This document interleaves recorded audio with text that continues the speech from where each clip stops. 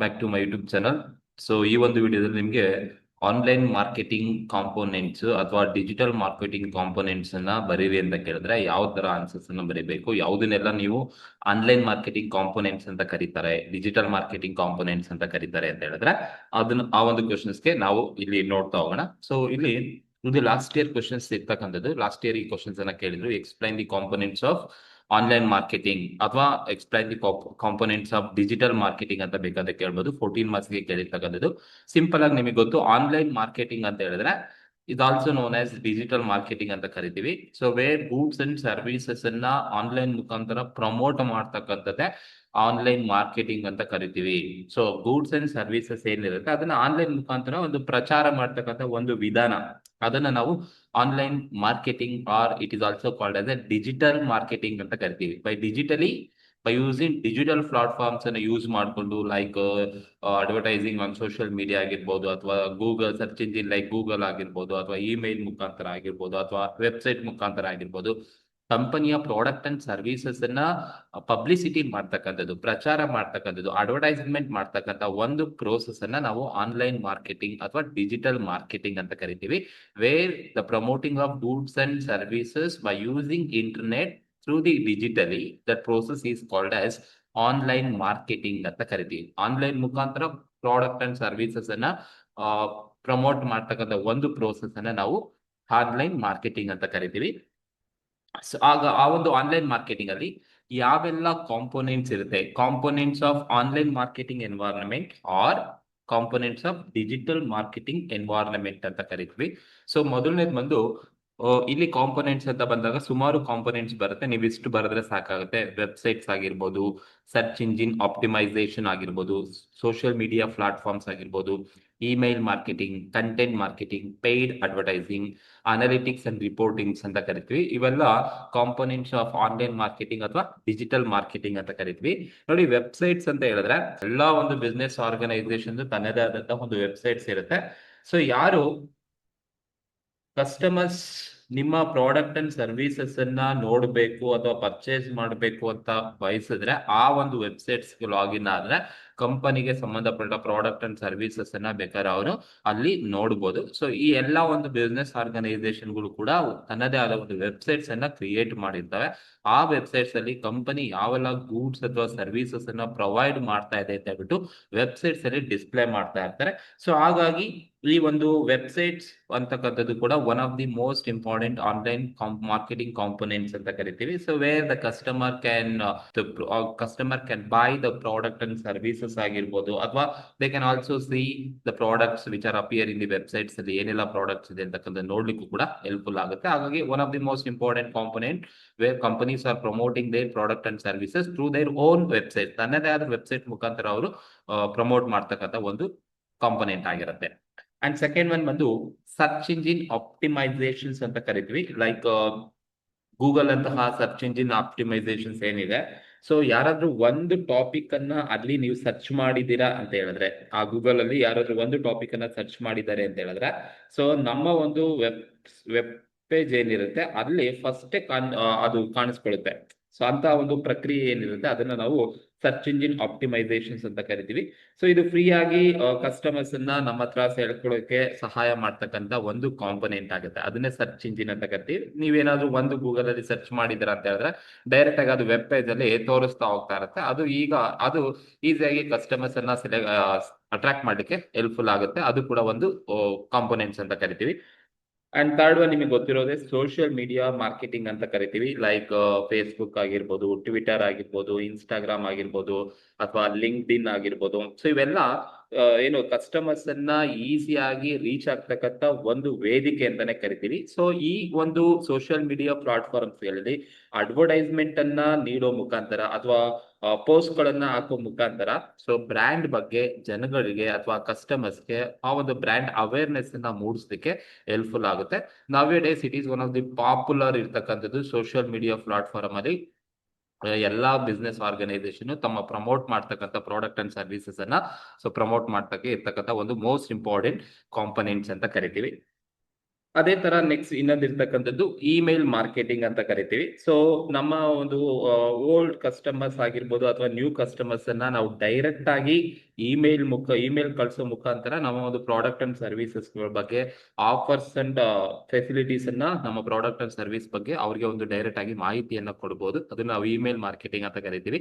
So like ನಮ್ಮ email ಐಡಿಗೆ ನಾವೆಲ್ಲಾದ್ರೂ ಒಂದು purchase ಮಾಡಿದಾಗ ನಾವೇನ್ ಇಮೇಲ್ ಐಡಿ ಕೊಟ್ಟಿರ್ತೀವಿ, ಆ ಒಂದು ಪ್ರಾಡಕ್ಟ್ ಯಾವುದೇ ಒಂದು ಹೊಸ ಪ್ರಾಡಕ್ಟ್ ಅನ್ನ ಲಾಂಚ್ ಮಾಡಿದಾಗ ಡೈರೆಕ್ಟ್ ಆಗಿ ನಮ್ಮ ಮೇಲ್ಗೆ ಬರುತ್ತೆ. ಈಗ ಅಮೆಝಾನ್ ಬಿಗ್ ಸೇಲ್ಸ್ ಅಂತ ಇರುತ್ತೆ, ಡೈರೆಕ್ಟ್ ನಮ್ಮ ಮೇಲ್ಗೆ ಬರ್ತಾನೆ ಇರ್ತವೆ. ಸೊ ಅದು ಇಮೇಲ್ ಮಾರ್ಕೆಟಿಂಗ್ ಅಂತ ಕರಿತೀವಿ. ಅಂದ್ರೆ ಆ ಒಂದು ಕಂಪನಿಯ ಪ್ರಾಡಕ್ಟ್ ಅಂಡ್ ಸರ್ವಿಸಸ್ ಗಳ ಬಗ್ಗೆ ಸೊ ಡೈರೆಕ್ಟ್ ಆಗಿ ಕಸ್ಟಮರ್ಸ್, ಅವರು ನ್ಯೂ ಕಸ್ಟಮರ್ಸ್ ಆಗಿರ್ಬೋದು, ಆಲ್ರೆಡಿ ಎಕ್ಸಿಸ್ಟಿಂಗ್ ಕಸ್ಟಮರ್ಸ್ ಆಗಿರ್ಬೋದು, ಅವ್ರನ್ನ ರೀಚ್ ಆಗ್ಲಿಕ್ಕೆ ಇಮೇಲ್ ಮಾರ್ಕೆಟಿಂಗ್ ಒಂದು ಮೋಸ್ಟ್ ಇಂಪಾರ್ಟೆಂಟ್ ಆಗುತ್ತೆ. ಅಂಡ್ ಕಂಟೆಂಟ್ ಮಾರ್ಕೆಟಿಂಗ್ ಅಂತ ಏನಿದೆ, ಸೊ ಕಂಟೆಂಟ್ ಮಾರ್ಕೆಟಿಂಗ್ ಅಂತ ಹೇಳಿದ್ರೆ ಲೈಕ್ ಕಸ್ಟಮರ್ಸ್ಗೆ ಯೂಸ್ಫುಲ್ ಆಗ್ತಕ್ಕಂಥ ಇನ್ಫಾರ್ಮೇಶನ್ಸ್ ಅನ್ನ ಕೊಡ್ತಕ್ಕಂಥ ಒಂದು ಮಾರ್ಕೆಟಿಂಗ್ ಅನ್ನ ಕಂಟೆಂಟ್ ಮಾರ್ಕೆಟಿಂಗ್ ಅಂತ ಕರಿತೀವಿ. ಲೈಕ್ ಬ್ಲಾಗ್ಸ್ ಮಾಡೋದಾಗಿರ್ಬೋದು, ವಿಡಿಯೋಸ್ ಮಾಡೋದಾಗಿರ್ಬೋದು, ಅಥವಾ ಎಲೆಕ್ಟ್ರಾನಿಕ್ ಬುಕ್, ಈ ಬುಕ್ ಅಂತ ಏನು ಕರಿತಾ ಹೋಗ್ತೀವಿ ಅದನ್ನ ಪ್ರಿಪೇರ್ ಮಾಡೋದಾಗಿರ್ಬೋದು. ಸೊ ಹಾಗಾಗಿ ಈ ಒಂದು ವ್ಯಾಲ್ಯೂಯಬಲ್ ಇನ್ಫಾರ್ಮೇಶನ್ಸ್ ಅನ್ನ ಕಸ್ಟಮರ್ಸ್ಗೆ ನೀಡೋದ್ರಿಂದ ಸೊ ಆ ಒಂದು ಆ ಒಂದು ಏನು ಮಾರ್ಕೆಟಿಂಗ್ ಏನಿದೆ, ಕಸ್ಟಮರ್ಸ್ ಅನ್ನ ಟ್ರಸ್ಟ್ ಅನ್ನ ಗೈನ್ ಮಾಡ್ಲಿಕ್ಕೆ ಈ ಒಂದು ಕಂಟೆಂಟ್ ಮಾರ್ಕೆಟಿಂಗು ಯೂಸ್ಫುಲ್ ಆಗ್ತಾ ಹೋಗುತ್ತೆ. ಅಂದ್ರೆ ಕಸ್ಟಮರ್ಸ್ಗೆ ಒಂದು ನಂಬಿಕೆ ಇರುತ್ತೆ ಆ ಒಂದು ಪ್ರಾಡಕ್ಟ್ ಅಂಡ್ ಸರ್ವಿಸಸ್ ಮೇಲೆ, ವ್ಯಾಲ್ಯೂಯಬಲ್ ಇನ್ಫಾರ್ಮೇಶನ್ಸ್ ಅನ್ನ ಕೊಡೋ ಮುಖಾಂತರ. ಸೊ ಆ ಮುಖಾಂತರ ಕೂಡ ಕಸ್ಟಮರ್ಸ್ ಅನ್ನ ಗೈನ್ ಮಾಡ್ಲಿಕ್ಕೆ ಸಾಧ್ಯ. ಅಂಡ್ ಪೇಯ್ಡ್ ಅಡ್ವರ್ಟೈಸಿಂಗ್ ಅಂತ ಕರಿತೀವಿ, ಅಥವಾ ಪೇಯ್ಡ್ ಆಡ್ಸ್ ಅಂತ ಕರಿತೀವಿ. ಪೇಪರ್ ಕ್ಲಿಕ್ ಅಂತ ಏನ್ ಕರಿತೀರಾ ಅದನ್ನ ನಾವು ಪೇಯ್ಡ್ ಅಡ್ವರ್ಟೈಸ್ಮೆಂಟ್ ಅಂತ ಕರಿತೀವಿ. ಇಲ್ಲಿ ಏನು ಒಂದು ಅಡ್ವರ್ಟೈಸ್ಮೆಂಟ್ ಏನು ಬರುತ್ತೆ, ಆ ಅಡ್ವರ್ಟೈಸ್ಮೆಂಟ್ ಲೈಕ್ ಗೂಗಲ್ ಆಗಿರ್ಬೋದು ಅಥವಾ ಬೇರೆ ಕಡೆ ಆಗಿರ್ಬೋದು, ಏನ್ ಅಡ್ವರ್ಟೈಸ್ಮೆಂಟ್ ಅನ್ನ ತೋರಿಸ್ತಾರೆ, ಯಾರಾದ್ರೂ ಆ ಒಂದು ಲಿಂಕ್ ಮೇಲೆ ಕ್ಲಿಕ್ ಮಾಡಿದಾಗ ಅವರಿಗೆ ನೀಡ್ತಕ್ಕಂಥ ಒಂದು ಏನು ರೆಮ್ಯುನರೇಷನ್ಸ್ ಅನ್ನ ಕೊಡಬೇಕಾಗುತ್ತೆ, ಕಮಿಷನ್ಸ್ ಅನ್ನ ಕೊಡಬೇಕಾಗುತ್ತೆ, ಅದನ್ನ ಪೇಯ್ಡ್ ಅಡ್ವರ್ಟೈಸ್ಮೆಂಟ್ ಅಂತ ಕರಿತೀವಿ. ಲೈಕ್ ಪೇಪರ್ ಕ್ಲಿಕ್ ಅಂತ ಏನಿದೆ ಅದು ಕೂಡ ಒಂದು ಆನ್ಲೈನ್ ಮಾರ್ಕೆಟಿಂಗ್ ಎನ್ವೈರನ್ಮೆಂಟ್ ಅಂತ ಕರಿತೀವಿ, ಪೇಯ್ಡ್ ಅಡ್ವರ್ಟೈಸ್ಮೆಂಟ್ ಕೂಡ. ಸೊ ಅಫಿಲಿಯೇಟ್ ಮಾರ್ಕೆಟಿಂಗ್ ಅಂತಾನು ಕೂಡ ಇರುತ್ತೆ. ಅಂದ್ರೆ ಬೇರೆಯವರ ಪ್ರಾಡಕ್ಟ್ ಅಂಡ್ ಸರ್ವಿಸಸ್ ಅನ್ನ ನಾವು ಪ್ರಮೋಷನ್ಸ್ ಮಾಡಿ ಕೊಟ್ರೆ ಅವರಿಗೆ ಒಂದು ಪಾರ್ಟ್ ಆಫ್ ಕಮಿಷನ್ಸ್ ಅನ್ನ ಕೊಡಬೇಕಾಗುತ್ತೆ. ಅದನ್ನ ಅಫಿಲಿಯೇಟ್ ಮಾರ್ಕೆಟಿಂಗ್ ಅಂತ ಕರಿತೀವಿ, ಅಫಿಲಿಯೇಟ್ ಮಾರ್ಕೆಟಿಂಗ್ ಅಂತ. So that is also part of online marketing components ಅಂತ ಕರಿತೀವಿ. ಅಂಡ್ ಅನಾಲಿಟಿಕ್ಸ್ ಅಂಡ್ ರಿಪೋರ್ಟ್ಸ್ ಅಂತ ಏನಿದೆ, ಸೊ ಅದು ಈಸಿಯಾಗಿ ಡೇಟಾವನ್ನ, ಅನಾಲಿಟಿಕ್ಸ್ ಮತ್ತೆ ರಿಪೋರ್ಟ್ ಅನ್ನ ತಗೊಳಕ್ಕೆ ಯೂಸ್ಫುಲ್ ಆಗ್ತಕ್ಕಂಥದ್ದು. That is what data analytics ಅಂತ ಕರಿತೀವಿ. ಲೈಕ್ ಯೂಸಿಂಗ್ ಗೂಗಲ್ ಆಗಿರ್ಬೋದು, ಅಥವಾ ಅನಾಲಿಟಿಕಲ್ ಟೂಲ್ಸ್ ಅನ್ನ ಮಾರ್ಕೆಟರ್ಸ್ ನ ಅರ್ಥ ಮಾಡ್ಕೊಳ್ಳಕ್ಕೆ, ಸೊ ಅವ್ರನ್ನ ಕಸ್ಟಮರ್ಸ್ ಬಿಹೇವಿಯರ್ ನ ಟ್ರ್ಯಾಕ್ ಮಾಡ್ಲಿಕ್ಕೆ, ಅಥವಾ ಅವರ ಒಂದು ಪರ್ಫಾರ್ಮೆನ್ಸ್ ಅನ್ನ ಅಬ್ಸರ್ವ್ ಮಾಡ್ಲಿಕ್ಕೆ, ಸೊ ಈ ಒಂದು ಆನ್ಲೈನ್ ಮಾರ್ಕೆಟಿಂಗ್ ತುಂಬಾ ಯೂಸ್ಫುಲ್ ಆಗ್ತಾ ಹೋಗುತ್ತೆ. ಹಾಗಾಗಿ ಇವನ್ನ ನಾವು components of online marketing environment ಅಂತ ಕರಿತೀವಿ.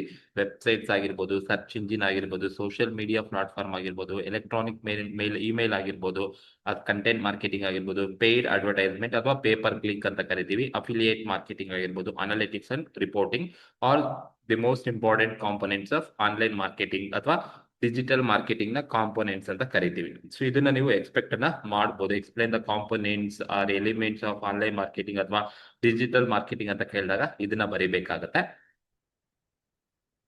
ಬೆನಿಫಿಟ್ಸ್ ಆಫ್ ಆನ್ಲೈನ್ ಮಾರ್ಕೆಟಿಂಗ್ ಅಂತ ನಿಮಗೆ ಕೇಳಬಹುದು, ಅಥವಾ ಬೆನಿಫಿಟ್ಸ್ ಅಥವಾ ಅಡ್ವಾಂಟೇಜಸ್ ಆಫ್ ಡಿಜಿಟಲ್ ಮಾರ್ಕೆಟಿಂಗ್ ಅಂತ ಬಂದಾಗ ಏನೆಲ್ಲ ಅಡ್ವಾಂಟೇಜಸ್ ಇರುತ್ತೆ ಅಂದ್ರೆ ನೋಡಿ, ವೈಡ್ ರೀಚ್ ಆಗಿರ್ಬೋದು, ಕಾಸ್ಟ್ ಎಫೆಕ್ಟಿವ್, ಟಾರ್ಗೆಟ್ ಅಡ್ವರ್ಟೈಸ್ಮೆಂಟ್ ಆಗಿರ್ಬೋದು, measurable result, improved customer engagement, faster feedback, personalisation, easy sharing, and 24/7/365 days available ಇರ್ತಕ್ಕಂಥ ಒಂದು ಅಡ್ವಾಂಟೇಜಸ್ ಅಂತ ಕರಿತೀವಿ.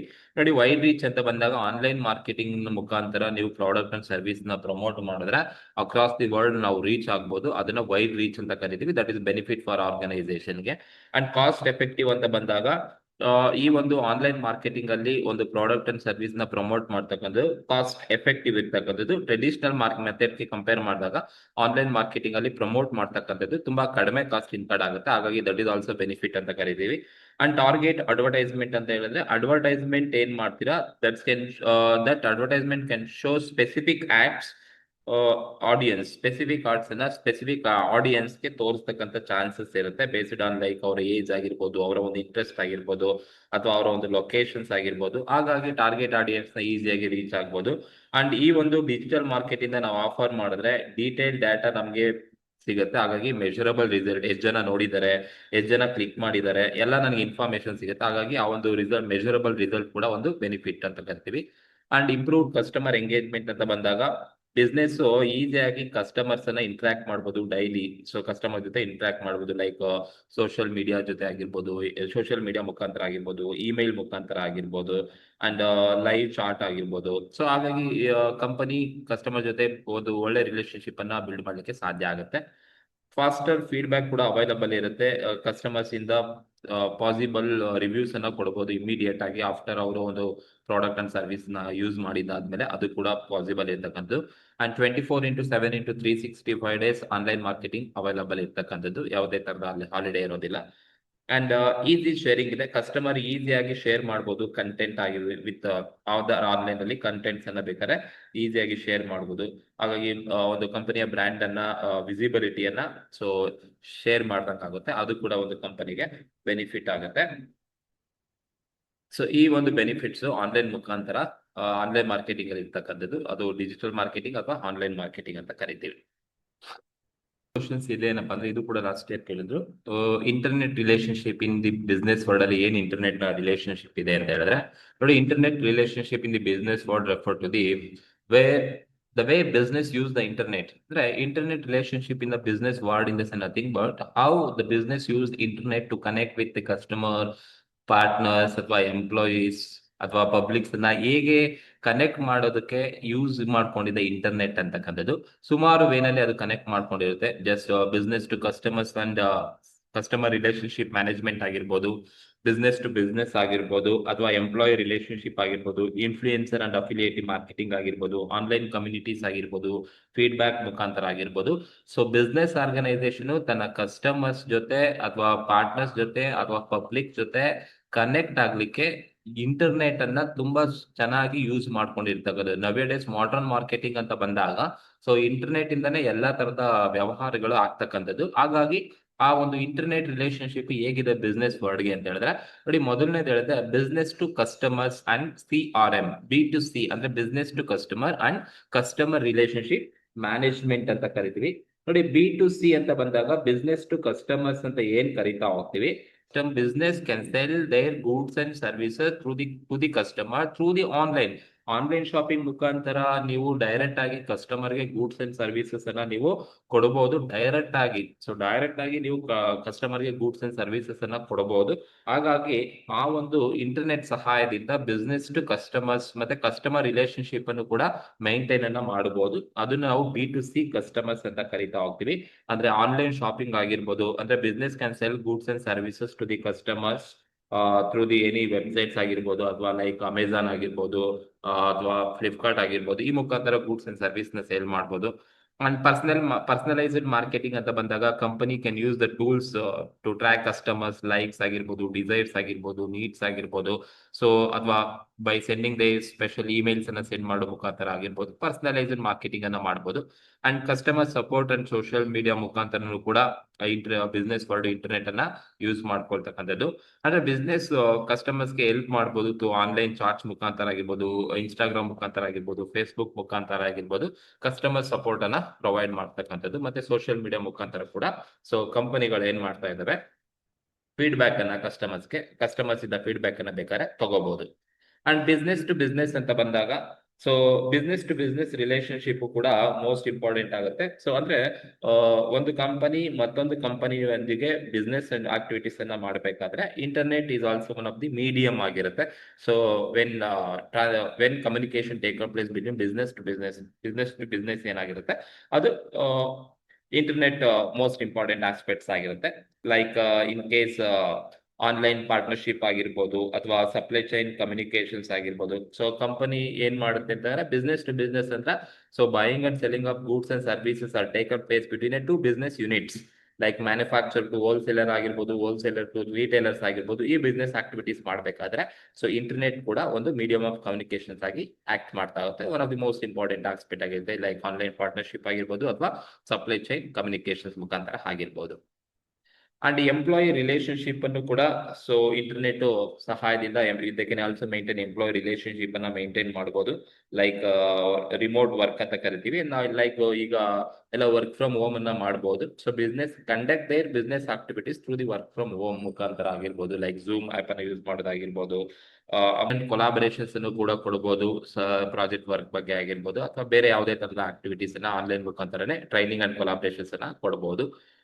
ಇನ್ಫ್ಲೂಯೆನ್ಸರ್ ಅಂಡ್ ಅಫಿಲಿಯೇಟ್ ಮಾರ್ಕೆಟಿಂಗ್ ಇದೆ. ಅಂದ್ರೆ ಇನ್ಫ್ಲೂಯೆನ್ಸರ್ ಕೊಲಾಬರೇಷನ್ಸ್ ಆಗಿರ್ಬೋದು ಅಥವಾ ಅಫಿಲಿಯೇಟ್ ಪ್ರೋಗ್ರಾಮ್ ಅಂತ ಹೇಳಿದ್ರೆ, ಸೊ ಅವರು ಏನು ಪ್ರಾಡಕ್ಟ್ ಅಂಡ್ ಸರ್ವಿಸಸ್ ಅನ್ನ ಏನು ಪ್ರಮೋಟ್ ಮಾಡ್ಕೊಡ್ತಾರೆ ಅವರಿಗೆ ಸಮ್ ಪಾರ್ಟ್ ಆಫ್ ಕಮಿಷನ್ಸ್ ಅನ್ನ ಕೊಡಬೇಕಾಗುತ್ತೆ. ಅಥವಾ ಯಾರು ಸೋಷಿಯಲ್ ಮೀಡಿಯಾ ಇನ್ಫ್ಲೂಯೆನ್ಸ್ ಇರ್ತಾರೆ ಅವರ ಕೊಲಾಬರೇಷನ್ ಮುಖಾಂತರ ಕಂಪನಿಯ ಪ್ರಾಡಕ್ಟ್ ಅಂಡ್ ಸರ್ವಿಸಸ್ ಅನ್ನ ಬೇಕಾದ್ರೆ ಅವರು ಪ್ರಮೋಟ್ ಮಾಡ್ಬೋದು. ಅದು ಕೂಡ ಒಂದು most important aspects in business world ಅಲ್ಲಿ, ಈಗ ಮಾಡರ್ನ್ ಬಿಸ್ನೆಸ್ ಅಲ್ಲಿ. And online communities and feedback ಇದೆ. ಲೈಕ್ ಫೋರಮ್ಸ್ ಅಂಡ್ ಗ್ರೂಪ್ಸ್ ಆಗಿರ್ಬೋದು. Business join online communities to connect with the customer and to share their ideas ಅನ್ನ share ಮಾಡ್ಲಿಕ್ಕೆ forums groups ಅನ್ನ create ಮಾಡೋದಾಗಿರ್ಬೋದು. Reviews ಅನ್ನ ಇಮಿಡಿಯೇಟ್ ಆಗಿ customers ಕೊಡಬಹುದು, ಫೀಡ್ಬ್ಯಾಕ್ ಅನ್ನ ಕೊಡಬಹುದು. After they using their product and service ನ ಆಫರ್ ಮಾಡೋದನ್ನ ಯೂಸ್ ಮಾಡಿದಾದ್ಮೇಲೆ ಇಮಿಡಿಯೇಟ್ ಆಗಿ ಅವರ ರಿವ್ಯೂಸ್ ಅನ್ನ ಶೇರ್ ಮಾಡಬಹುದು. ಅದು ಬ್ರ್ಯಾಂಡ್ ಲಾಯಲ್ಟಿಯನ್ನ ಅಥವಾ ಬ್ರ್ಯಾಂಡ್ ಅವೇರ್ನೆಸ್ ಅನ್ನ ಮೂಡಿಸೋದು ಕೂಡ ಹೆಲ್ಪ್ಫುಲ್ ಆಗುತ್ತೆ. ಸೊ ಇವೆಲ್ಲದೂ ಕೂಡ ಈಗಿನ ಒಂದು ಮಾಡರ್ನ್ ಬಿಸ್ನೆಸ್ ವರ್ಲ್ಡ್ ಅಲ್ಲಿ ಇಂಟರ್ನೆಟ್ ರಿಲೇಶನ್ಶಿಪ್ ಇರ್ತಕ್ಕಂಥದ್ದು ಮಾಡರ್ನ್ ಬಿಸ್ನೆಸ್ ವರ್ಲ್ಡ್ ಅಲ್ಲಿ. And these are also very helpful for the business ಗೆ ತುಂಬಾ ಯೂಸ್ಫುಲ್ ಆಗ್ತಕ್ಕಂಥದ್ದು with the help of internet.